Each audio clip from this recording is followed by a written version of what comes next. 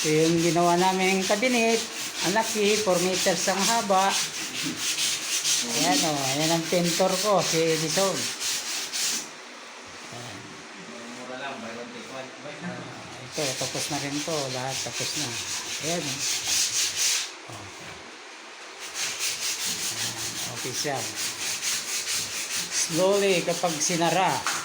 Slowly. Hydraulic consultants. Stainless. Tapos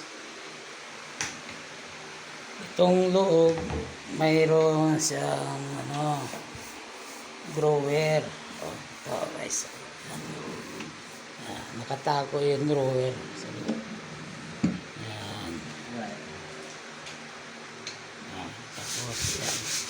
Nasara. Okay. Ayos. Tapos na rin kami nagkisame. Yan. Final coat na lang. Yan. Nakapinit. 4 meters po ang haba niyan. Yan o. Yun, naman doon sa dulo.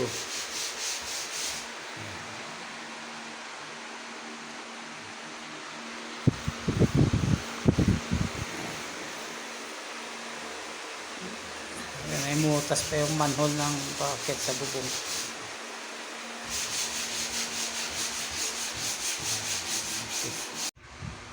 So ito na yung final finish ng ginawa namin cabinet. Ayan siya, okay na siya. 4 meters po haba niyan, yan. Ba maganda? Believe daw sa akin ng may-ari niyan eh. Ano na yan, finish kahoy lang. Ayan, tapos yung magkisame, napinturan na, na-finish na. Ayan, tapos na kami dyan. Ayan, so, kayong manhole, may manhole yan eh. Packet sa bubong. Ayan. Lilinis na lang kami. Okay ba yung finish na yan? Ayan. Yung kasama ko, nag-ano na lang, retoke.